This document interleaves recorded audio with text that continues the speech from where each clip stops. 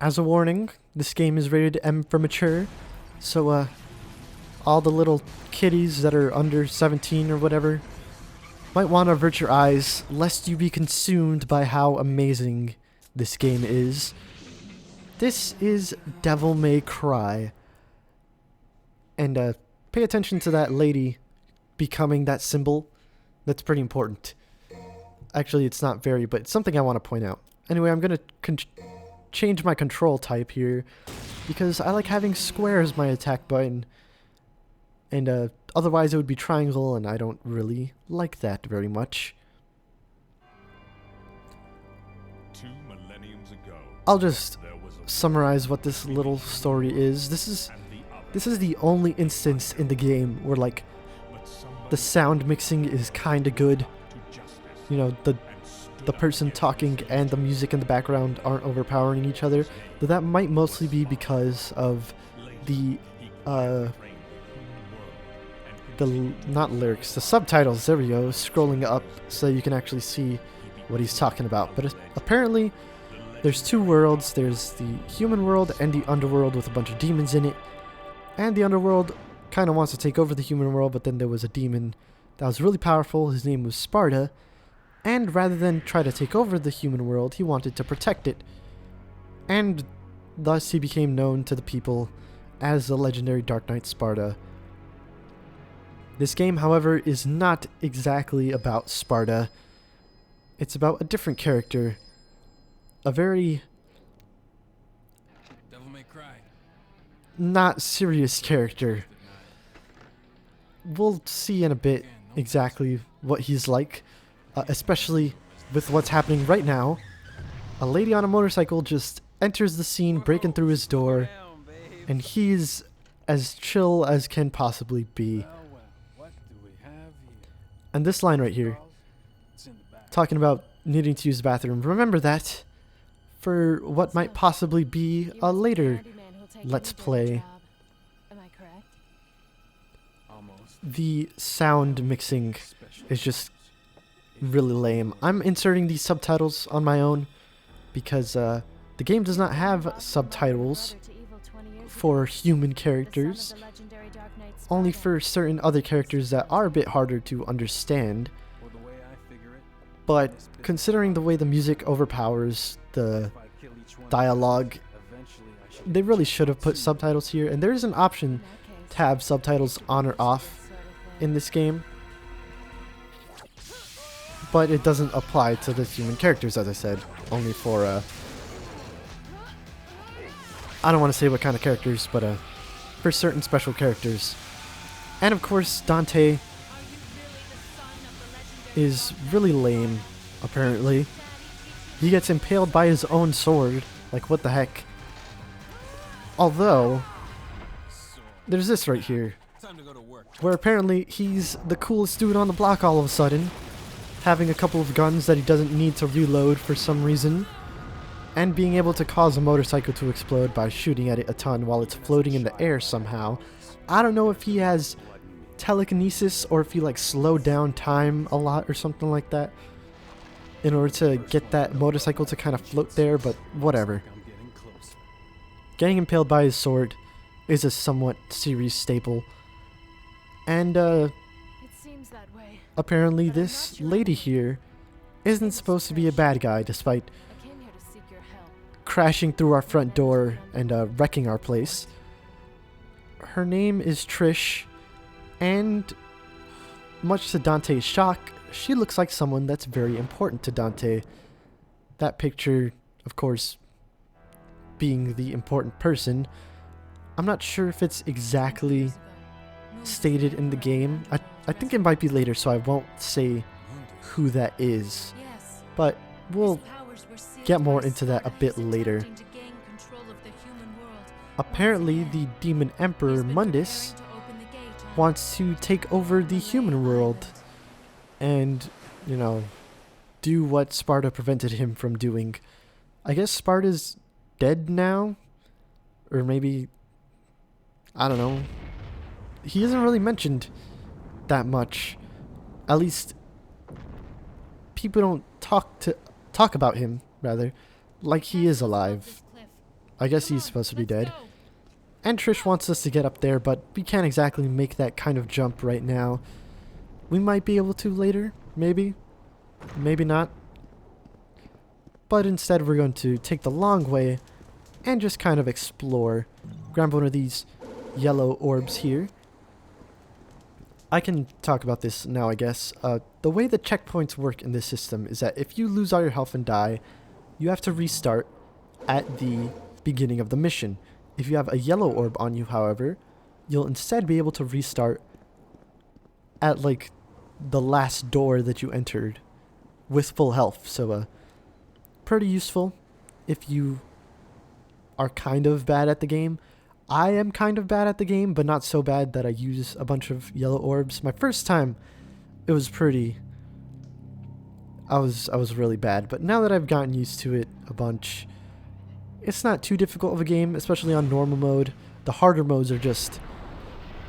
they make you want to throw your controller. Which is why I'm neglecting playing the harder modes. I'm just gonna play on normal because I don't want to break anything. And previously we got one of those, but there are blue orb fragments in this game. They're essentially pieces of heart. You collect 4 of them, and you're able to extend your health. There are also full blue orbs, which you can get a bit later. Actually, you can kind of get them now, but we don't have enough red orbs to get them. Red orbs, they'll be scattered about, dropped by certain obstacles, we'll say. And also, there's secret stashes of red orbs in certain areas. Like, for example, on this horse riding dude here. If you get on the tip of his spear, you're able to get 100 red orbs. In order to progress, we need 45, and there are 45 around the room. As you might have seen, the first one we grabbed was only worth 1, but the larger one that we grabbed was worth 5, and if you add up all the ones around the room, you'll get 45. But I want to get the big stash that's on top of this spear thing, and it's very difficult to do because of how Dante jumps. It's kind of like Castlevania. You're very committed to your jump. You can't change your direction in midair or anything like that. The only thing you could really change is what direction you start the jump with and how high the jump goes. And there are certain kind of context-sensitive jumps that Dante can make. For example, if Dante is near a wall and you press the jump button, he'll kick off of the wall to perform like a second jump. You can only do this once in midair though, so you can only perform that wall kick once. That's pretty much all I have to say about it. He can also perform sort of long jumps if you come to a ledge that has another ledge across from it. Another context-sensitive move that you can later perform on your own, but right now it's gonna be specifically associated with those ledges. We won't be able to perform long jumps on our own until a bit later. And we've pretty much collected all of the orbs. There's one more near a door on the side here. But after that, we're able to get into the next room. I could have just gone through the door that requires the 45 red orbs at the start, you know, after getting the 100. But I didn't want to because I kind of want to keep my orbs. They're not just for getting through doors, they're for also upgrading yourself. You can buy blue orbs with them to extend your health. You can buy extra items, like, for example, there's an item that restores your health called the Vitality Star. You can use it during the middle of exploring or whatever to get your health back. I don't really like using items though. If I am going to try and get my health back, it's going to be via getting a bunch of blue orbs, because when you do complete a blue orb, you get all your health back. And there's another method of doing that, like getting your health, but I'll not deal with it until it actually comes up, and it will come up very soon. And then there's another third method, which will come up a lot later, but for now, we'll just grab this key, and apparently this weird scarecrow marionette thing has come alive, and there's 2 of them. And now we actually get to battle with Dante. And he is a very satisfying character to play as, in my opinion. The thing about Dante is that rather than having like 2 attack buttons with his one weapon, he has 2 weapons and 1 attack button for each. So, well, I'll get into it more when we go into another battle. There's a blue orb fragment here that I want to collect. And now that I've gotten 4 of them, I actually get a blue orb to increase my health and refill it as well. Also, I want to show off the items. We have the Vital Star, which increases, well, which restores your health. The Amulet, which is just kind of a special item of Dante's, as is the Force Edge. They're both mementos from his father, Sparda. We have that key that we just picked up, and the handguns, Ebony and Ivory, that Dante uses. They're called that because, well, one of them's ebony, or black, and one of them's ivory, or white. And there's more marionettes here. They do respawn, so if you want to get more red orbs from them, because they do drop red orbs, you can do that if you so desire.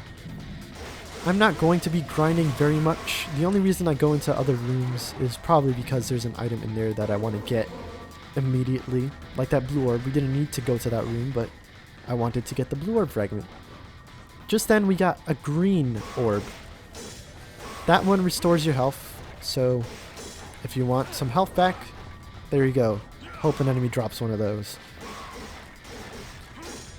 Back to Dante having more than one weapon equipped right now. He has his sword, the Force Edge, and he has his guns, Ebony and Ivory. If you press the melee attack button, Dante will attack with his sword for a basic 3-hit combo. And if you press the gun button, then Ebony and Ivory will shoot at enemies for more long-range capabilities. The thing is with Dante, though, is that depending on certain actions you perform, you'll actually perform different attacks. So for example, if you lock onto an enemy and then hold away from the enemy, so like towards Dante's back, and press the attack button, Dante will perform High Time, which sends an enemy up into the air.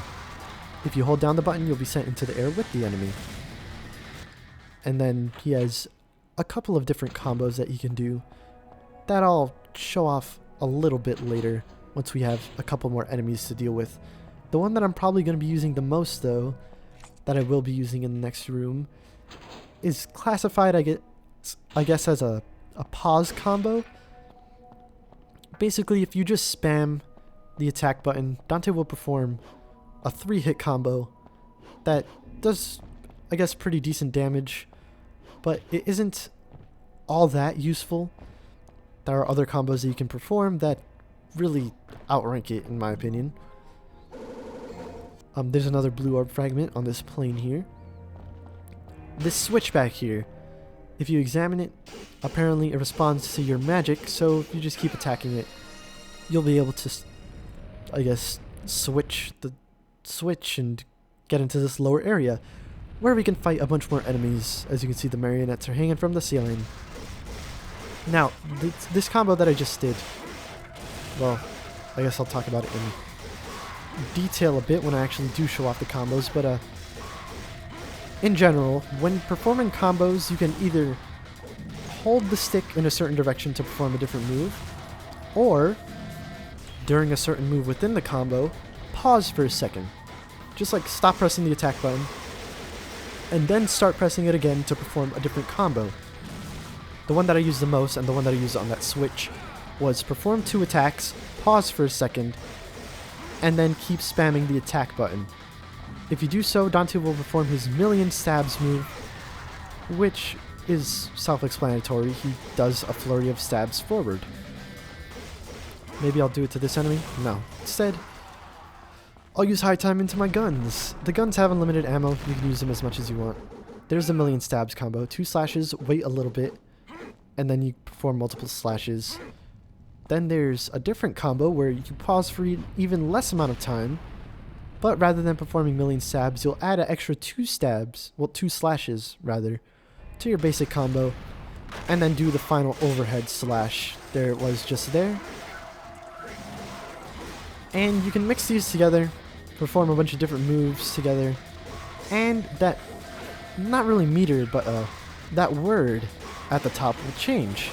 Rather than just saying dull, it'll go from dull to cool to bravo to absolute, and then finally, at S rank, it's stylish. That is the highest rank it can go in this game, S. And I don't think it has much benefit in this game. At least, there isn't any benefit that I see. In later games, it will change certain things, but as of now, it's not exactly that important. Besides, like, getting a trophy for ending a fight while having a S rank. After beating missions, you get ranked based on how much time it took you to get through and how many orbs you got. And the higher the rank, the more bonus orbs you get at the end of the mission. I got a B, so I only get 200. If you get a C, you get 100. A is 400. S is 800. And D is probably going to be 50.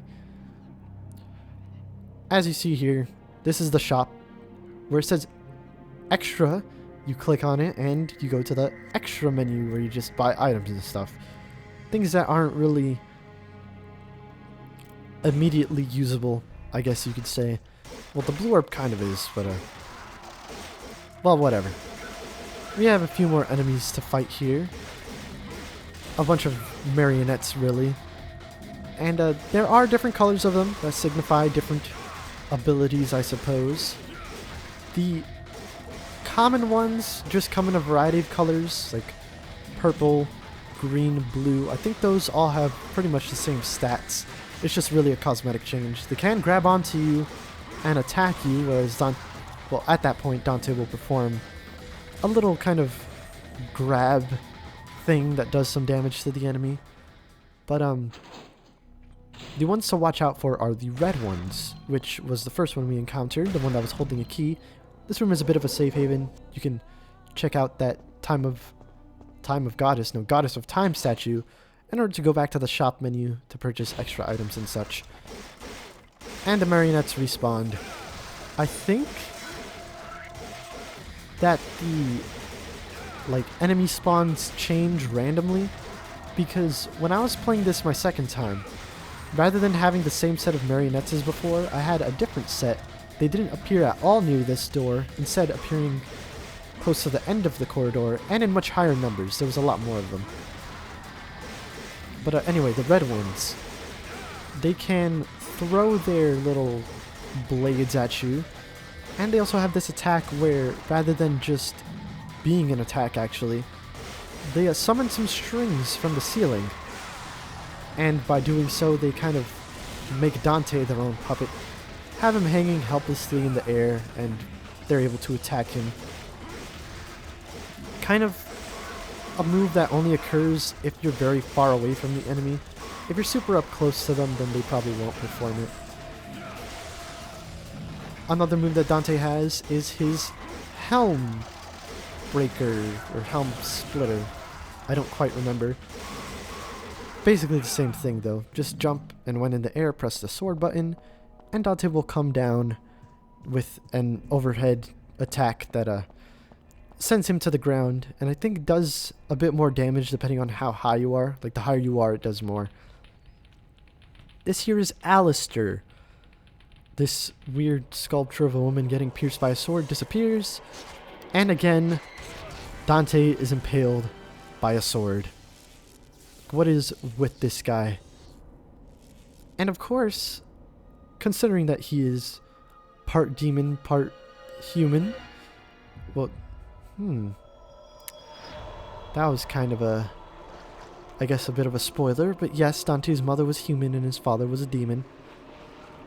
He can just slide right through the sword, which doesn't really make any sense. It'd make more sense if he just, grasped the sides of the sword and pulled it out that way, like pull it up. But I guess if he wants to look cool or something, he can just slide his entire body up the sword, and somehow his clothes come out unscathed. I was thinking of putting like the Ocarina of Time, "You got the Master Sword" kind of jingle here, but I decided not to. I'm just gonna leave it as it is. And of course Dante has to show off a little bit with his new weapon.